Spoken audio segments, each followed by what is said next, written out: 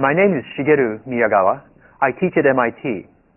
In this brief presentation, I would like to make some observations about media.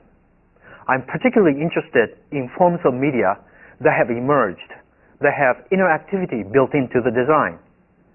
CD-ROM, the internet, and other forms of digital media delivery systems make it possible for users not only to consume media, but also to create it.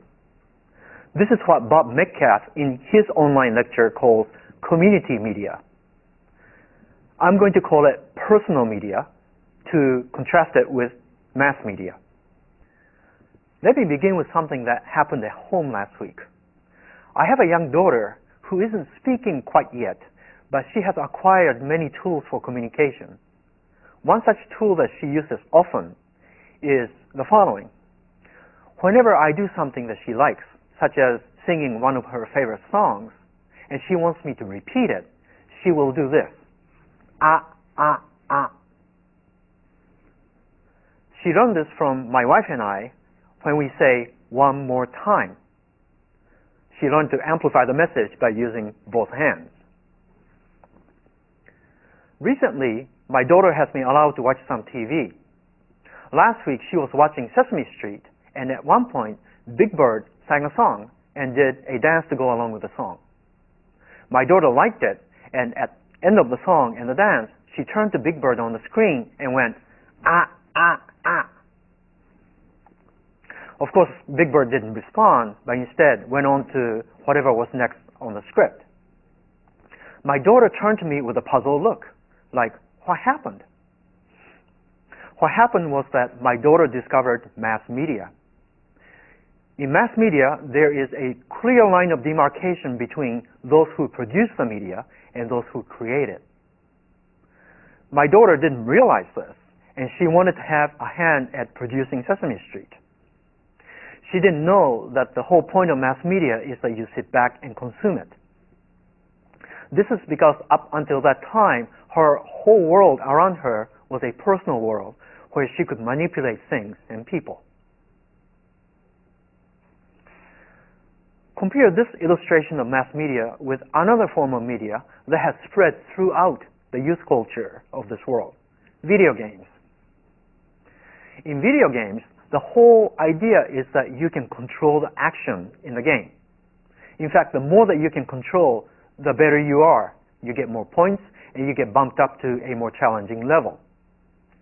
Video games are an example of personal media. The point that I want to convey is this.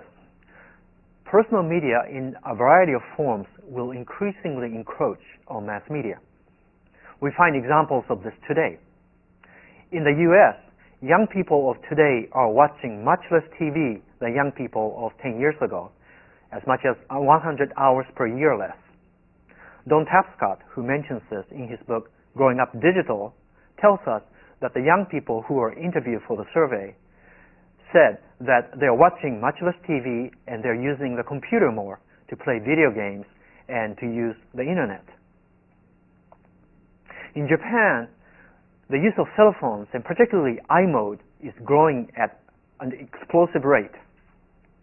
iMode is the use of the internet with your cell phone. People in the industry tell me that young people in Japan are spending anywhere from $50 to as much as $200 a month on iMode. And this has led to a decline in the revenues from mass media products such as comic books. Comic books are a mammoth industry in Japan, but with young people using more and more of their disposable income on iMode and other forms of personal media, we can expect that the revenues will continue to decline from mass media products. I now want to turn to my own work with media. I created a multimedia program called Star Festival with a team of media and curriculum specialists from MIT and from other institutions in the Boston area. Star Festival is very much a personal media. It's about my own story of a Japanese who grew up most of the time in the United States. What I want to tell you are some concrete examples of what I saw happen in the Star Festival classrooms. I can tell you that just about everything that I saw was a surprise, and often it was exactly the opposite of what I expected. Star Festival is a multimedia program.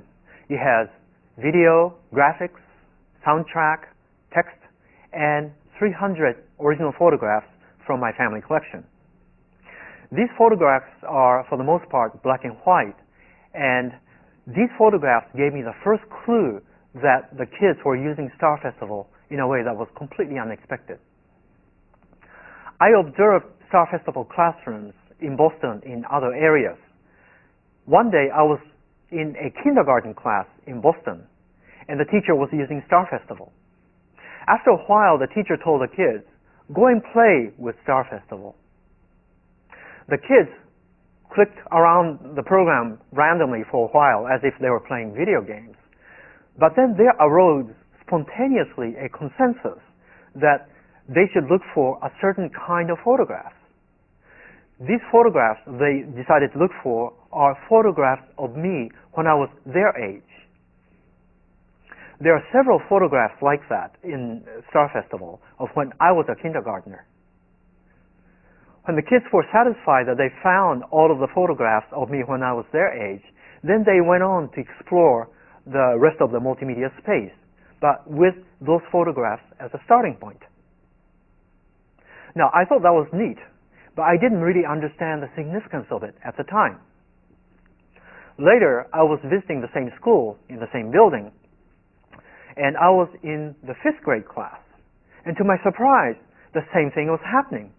The 5th grade kids were going through the program looking for my photographs of when I was a 5th grader, around age 10. Once they looked for all and found all of the photographs of me when I was their age, then that became the beginning, the starting point by which to explore the rest of Star Festival. What did this mean? Well, you could probably think of many ways to understand this.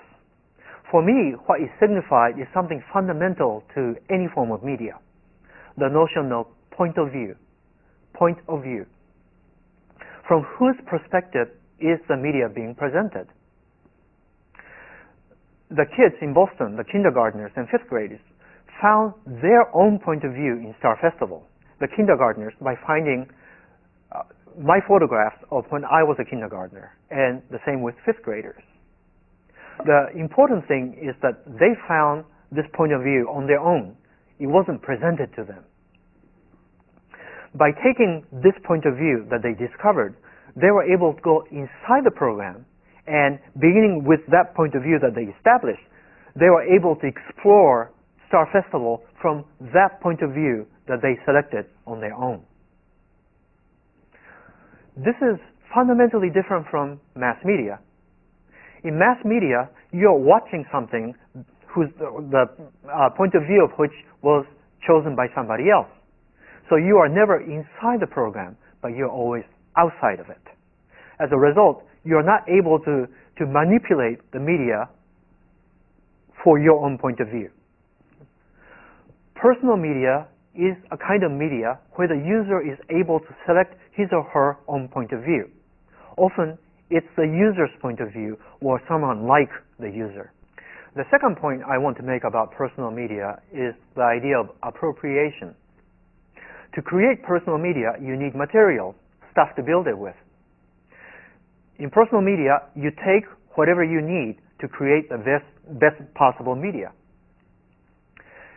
With more and more things becoming digital, this idea of appropriation becomes easier and easier. Now, this is completely different from mass media.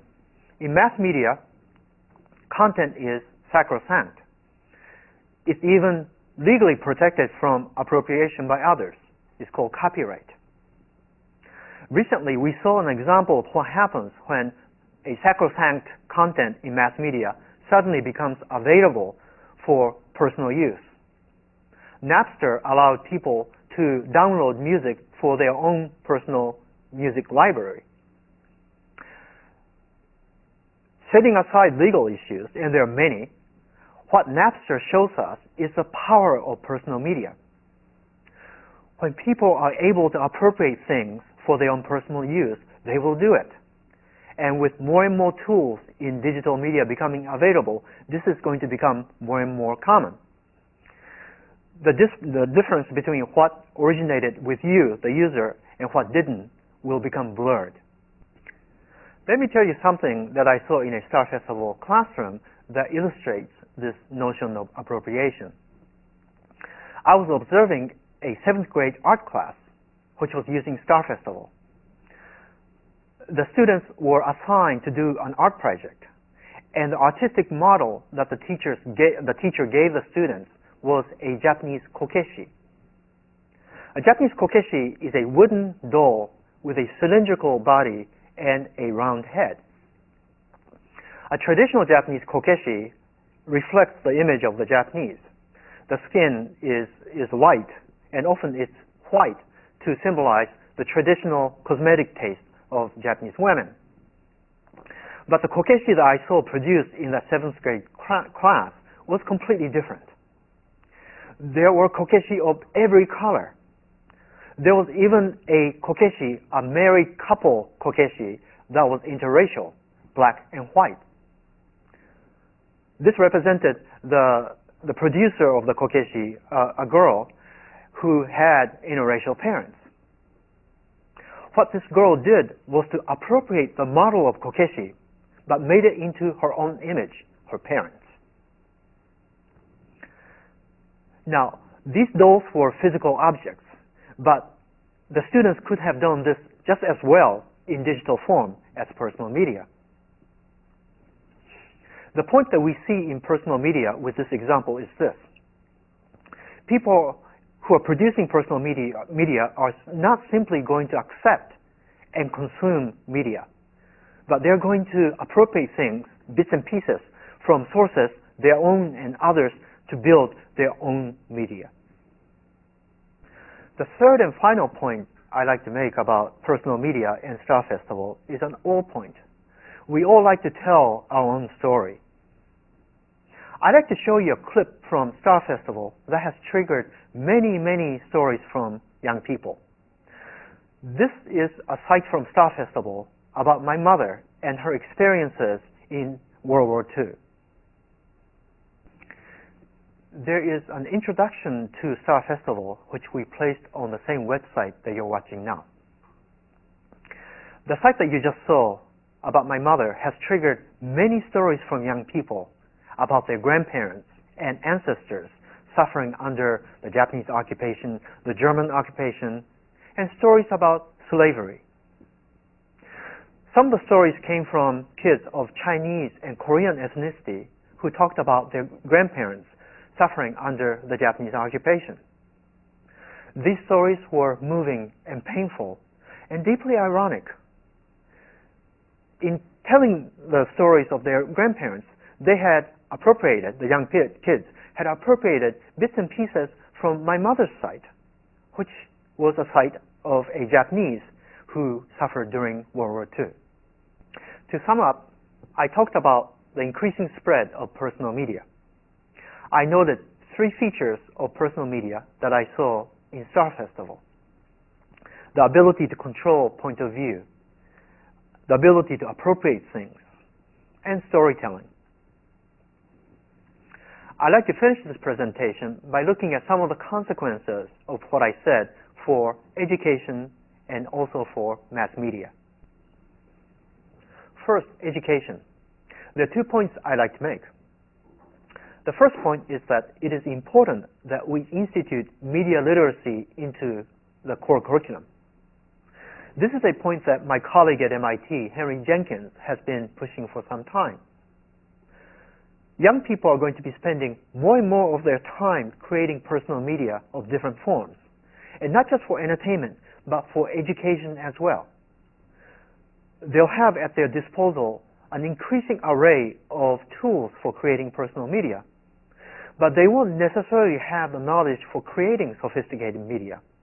They need to be taught the know-how to create such media. Students will be very interested and highly motivated in being educated on media literacy. The second point about education is how we teach the kids. We can think of the traditional classroom as one that reflects the world of mass media. The teacher is the broadcaster of information and knowledge, and the kids are the consumers of this knowledge. But as the young people's attitude towards acquiring information and knowledge shifts from completely a mass media world to one that incorporates the personal media perspective, the educational system will have to accommodate this shift. Young people are going to be learning some, maybe most, of what they learn in schools through creating and recreating their knowledge through forms of personal media. And education will have to accommodate this form of learning, which is very different from the traditional classroom. For mass media, the question is, will mass media survive in the face of increasing encroachment from personal media? The answer is yes, but mass media products will have to become consistently better. The young people of today are much more media savvy than the previous generations. They are not just going to be looking at things like how the plot unfolds and how the characters are developed. They're also going to be focused on much more technical aspects of media production. A friend of mine told me about an experience she had with her 10-year-old son. In viewing a movie with him, she was surprised that while she was looking at things like plot and characters, he was focused on technical aspects such as how the camera angles were being employed to push the story along. Well, that's it. I thank you for listening. If you have any questions or comments, please feel free to email me.